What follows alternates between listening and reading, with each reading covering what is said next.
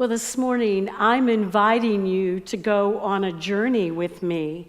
And no, we're not getting up out of this place and walking to another location, but we're going to take a mental journey in search of peace. But before we go, we need to make sure that we know that the prophet Isaiah, in the scripture that I just read, said that peace will be coming. And he even gave us an example of what that peace may look like in verses 6 through 9. Now, I'm sure you have read those verses before. If you haven't read them, you've certainly heard them. And you probably have caught on that Isaiah is using reversals. For example, wolves don't lie down with lambs, they eat them. Leopards, lions, and bears look at calves, cows, and goats as one fantastic, delicious, stomach-filling supper.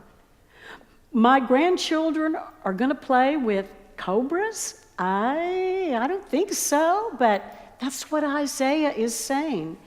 And the prophet said that in the kingdom that's coming, there's going to be perfect tranquility, and those reversals will actually be commonplace. And all that's going to happen when the knowledge of the Lord fills the whole earth. So, a reminder, right now we're in between kingdoms.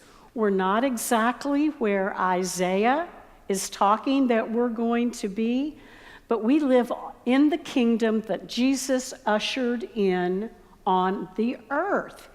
And through his birth that we're celebrating right now, and his ministry, and ultimately his death and his resurrection, we get a glimpse of how we're supposed to live in the present time. You know, the lighting of the Advent candle is very symbolic. You may look at it and think, well, they drag that out every year, and every year they light the candles, and it's just something we do to make the sanctuary more beautiful. But no, it's highly symbolic. And those candles are representing some of the qualities that we need to carry with us as we move throughout our lives. And tonight, we're going to light the Christ candle. And so we have Christ in the center of our life, and we have these attributes that we're supposed to be living out. And so Ron and Virginia just lit the fourth one, the candle of peace. And so that is our focus for today. So, hey, let's go. Let's look for some peace. Everybody wants it, and nobody knows exactly how to find it. So I thought we would start our journey right here in Houston, Texas, the home to 2.4 million people. It's the fourth largest city in the United States, and it's one of the fastest growing cities. And not only that, as you know, it's rich in many, many cultures, and there's over 90 languages spoken here. Now, I'm not a mathematician, but in 2014, the Houston Chronicle said that if an NFL draft were to be held to draft people living in Houston, it would take 24,660 years worth of picks before every man, woman, and child were assigned to a team. That's pretty darn big. 24,660 years, and our population has grown. And I wonder what that would be like now if you added in the growth. Well, we like things big in Texas, there's no doubt about it. But where can we find peace in such a large, sprawling city? How about the beautiful parks? We have all kinds of beautiful parks here in our city, or maybe on Buffalo Bayou, or the many lakes, and of course, just a short distance away is the Gulf of Mexico. So, oh my gosh, we have all these places we can go where we can find, hopefully, some peace. Well, there are sites and scenes and golf courses and historical places that we can go and maybe try to find a little bit of peace. Or maybe in the vast array of restaurants, theaters, and cultural centers. You name it, in this city, there are places where we can go to find peace. But there's only one problem. To get there, you have to maneuver your way through what? Traffic, yes. To get any of these places, you have to maneuver your way through the Houston traffic. You have to go on the streets and drive, and there will be street racers on I-45, I-69, and I-10, and zillions, I don't even know how to count, all the 18-wheelers that whiz by me all the time carrying goods in every direction. One of the largest complaints I hear about the city of Houston is the traffic congestion and the crazy drivers. Now, if you think of it as it is moving, drivers actually stop and shout obscenities to each other, and there have been incidents of physical harm and even death over road rage. It's rampant, and people often arrive at their place of employment red-faced, trying to get rid of the stress that they had just getting to work. And actually, I have ridden in cars with some of my friends, not you, and the things that they say make my face turn red. I can't even say them here in this church. But not only do we battle traffic, we battle crime. Our police chief told us about that. My husband tells me every single time I go out, keep your head on the swivel, Ann. He warns me of people who will take my purse while pumping gasoline, of parking lot thieves who look for innocent victims, particularly women, and of men who may knock on my door with evil intent, trying to sell things. One of my sons named Tommy is a former law officer, and he called me and he said, "Mom, Thursday in Katy, in 30 minutes, there were 3 robberies near my house." In 30 minutes, there were 3 robberies. Well, Max continues, "Don't open the door unless you know who it is. Turn on the alarm before you leave the house. Make sure you don't answer a call on your cell phone that acts suspicious. And please check to make sure your Facebook is not hacked." Where is my peace in this great city? I mean, I often get stressed just thinking about all this stuff. Okay, well, let's enlarge our territory. Maybe we have some problem finding peace right here in this big city. We may find it temporarily, but let's move out to the United States, the 50 states that make up our country. So I decided to watch the news every day for a week to find out where I could go in the United States of America to find some peace. And you know, there are literally thousands of places. It's such a land of opportunity. And there's places where we can find tranquility more than we can even imagine. There are lakes and rivers and oceans and canyons and vacation places and resort areas in the mountain, resort areas on the shore, hideaways, getaways, B&Bs, and you name it. We probably can escape and find some peace for a little while. I don't think watching the news was really a very good decision. According to the news sources I watch, from coast to coast. There is political division, hatred, malice, anger, frustration, murder, child and elder abuse, animal abuse, theft, addictions, and even more. I mean, when I watch the news about my country, it just stressed me out.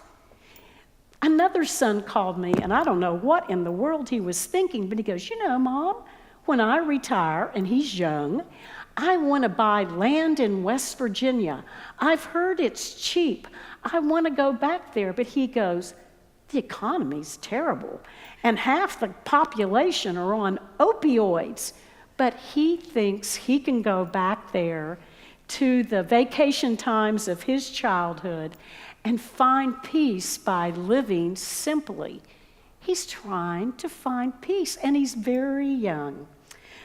Well, the news agencies affirmed everything I said, and there are so many drugs to help us with escapism. I'm not talking about things that we have to take medicine for.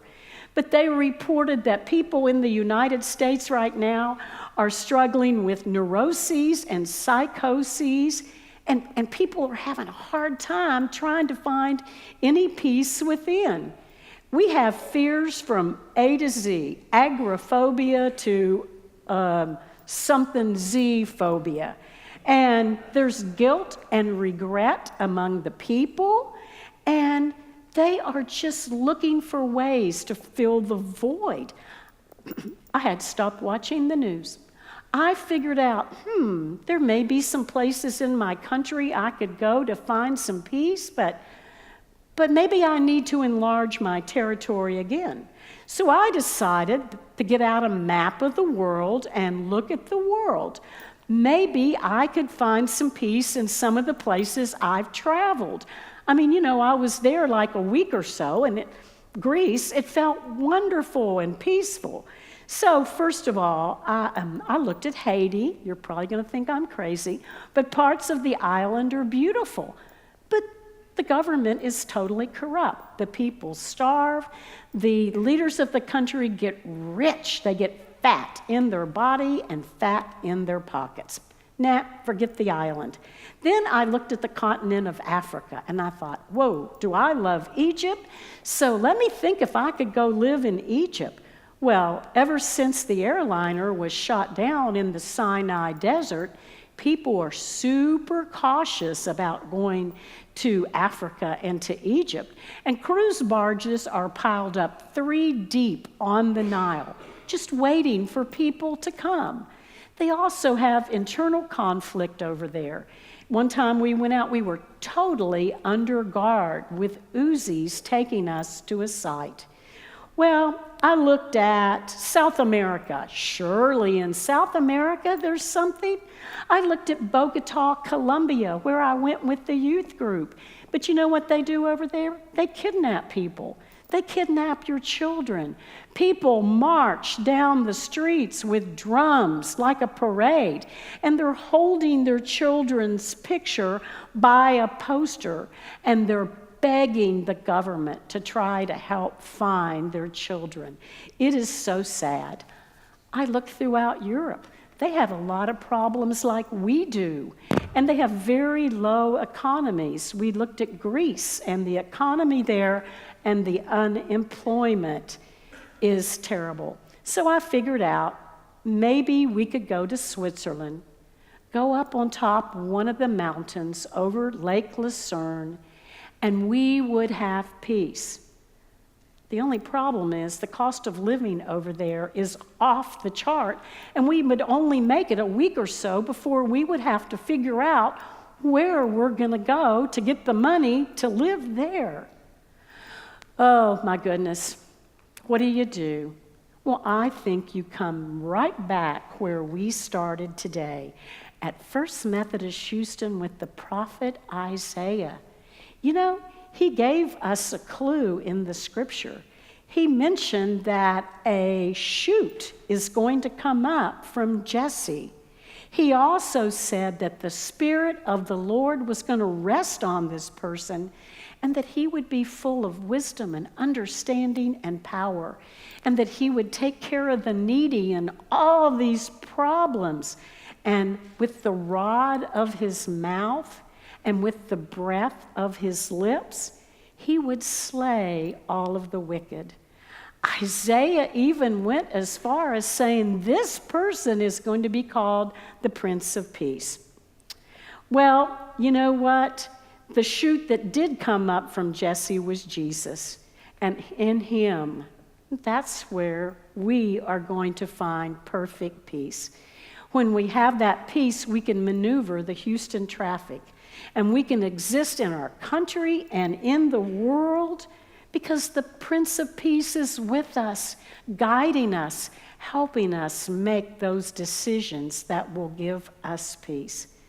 The world really is messed up right now, but Jesus is putting it back together, one person at a time. A father was sitting watching television, and his little son came up and said, "Dad, would you play with me?" The father loved playing with his little boy, and he said, "Yes, I will play with you tonight, but for the moment, I need some peace. I need to watch just the last part of this TV show. You come back when it finishes and we'll play." 5 minutes later, the little boy came back and said, "Daddy, will you play with me now?" "Soon, son, soon, when the program finishes." 2 minutes later, the little boy comes back. They have no sense of time. "Daddy, is it time to play yet?" Oh, the father realizes he's not going to get any peace, and he decides to give the son a task to do while he's watching television. He happened to have a newspaper, and he looked at the newspaper, and there was a big picture of the world on it. And he ripped it out, and then he took the picture, and he tore it into all kinds of little bitty pieces. And he said, "Son, I've got a game for you. I want you to go away for a little while, and I want you to put this world back together again, and then come back and we'll play." Little boy walks off with all those pieces, and in 5 minutes he was back. "Daddy, can we play now?" The dad was stunned to look at the world.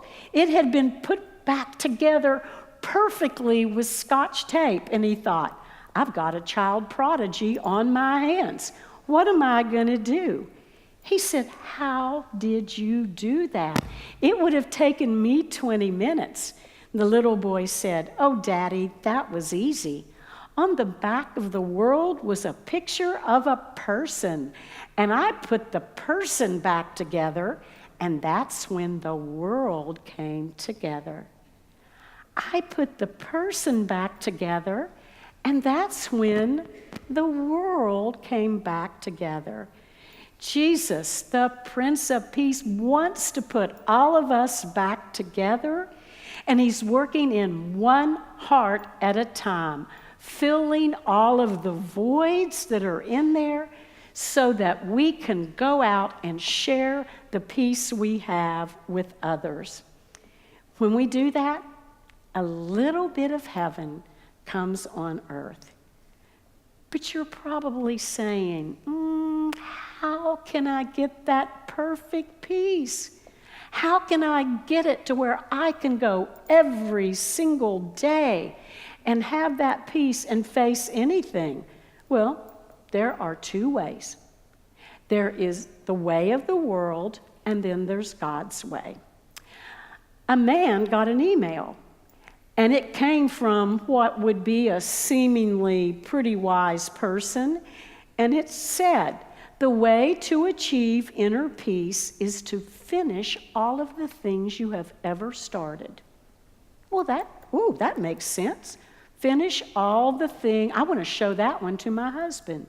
So the reader of the email looked around his house to look at all the things that he hadn't finished.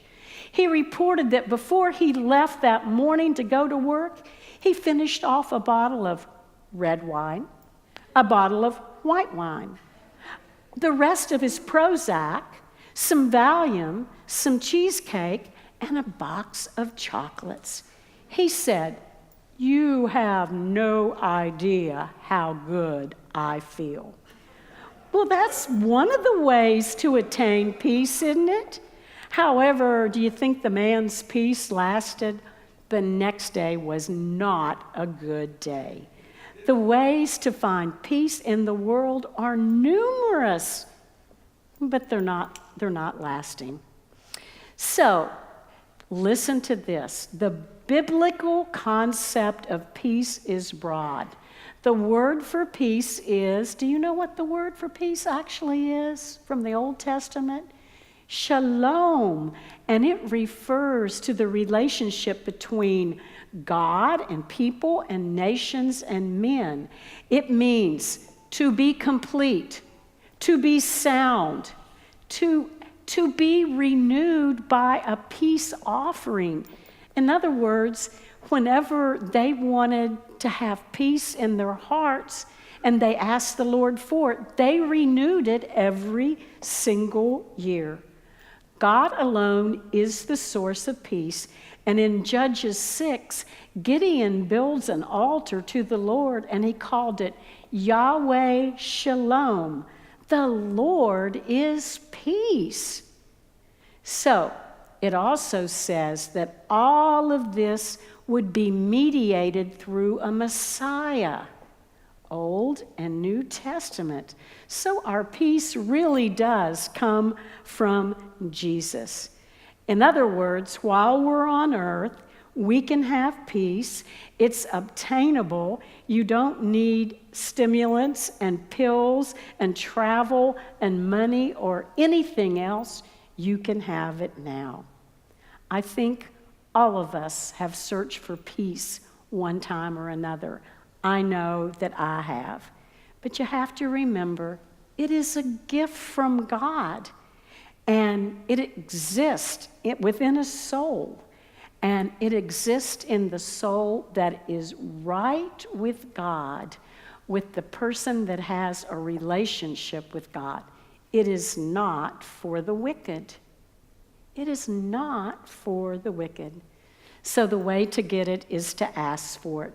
You get right with God, you put yourself back together, you study His Word and you meditate on it, and then you go out in the world to face anything you need to face because you have the peace of the Lord in your heart. You know, it's just like that fourth Advent candle that Ron lit. It's glowing. And when you have the peace of the Lord inside of you, you glow. People know it. You are different. Look at Burl downstairs, who's below us right now, probably holding church with I don't know how many people, but the peace of the Lord is all over her. You can see it.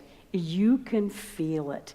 And once you have it, amazing things can happen. Amazing things like this. You can invite conflict into your life. What? Wait a minute. I have peace and I can invite conflict into my life. Yes. Did you hear all those terrible things I mentioned today?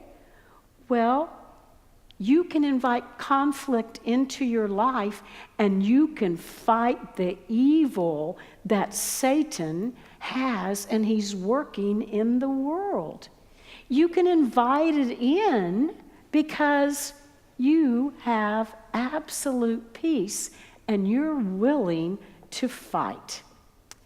Well, we fight wherever we're sent, and we help make the kingdom come on earth, the one the Isaiah talked about. Right now, on the road, coming back from Eagle Pass, is a group of, I'm saying 30 of our members and their families. They go every year. They go down to the border where there are gangs, violence, drugs, and poverty everywhere. I know. I've been there. When I was there, a grandmother was trying to sell her grandson for body parts. It's a strange place. Now, you might wonder, why in the world did they go down there? Well, they have the peace of Christ in their hearts, and they invited some conflict to come into their lives. I received a text from Laura Aldous yesterday, and I said, how do you feel being in such a poor and dangerous place this Christmas time? Here's her response. The peace of Christ doesn't necessarily consider danger or evil. I came here because I trust Kristen and God not to put me and my family in peril. I came here because at the end of the day, we are safest when we are in God's will.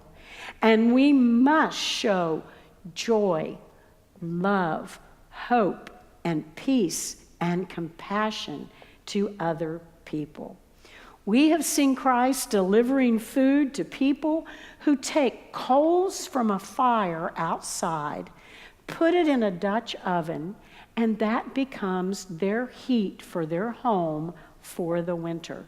They are so happy that we're there that they give us a part of their food, their tamales. She said, I see peace happen when I build relationships with people who are vastly different, but amazingly similar to me.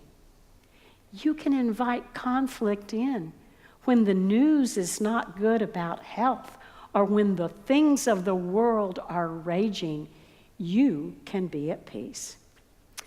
Well, this Sunday is the Sunday that we talk about peace. And maybe you're ready to have it in your heart. And if you do, maybe you're willing just to fill it back up again. Maybe you just want to do what they did in the Old Testament and renew it. Renew your covenant with the Lord. You see, it's a blessing that He wants to give you.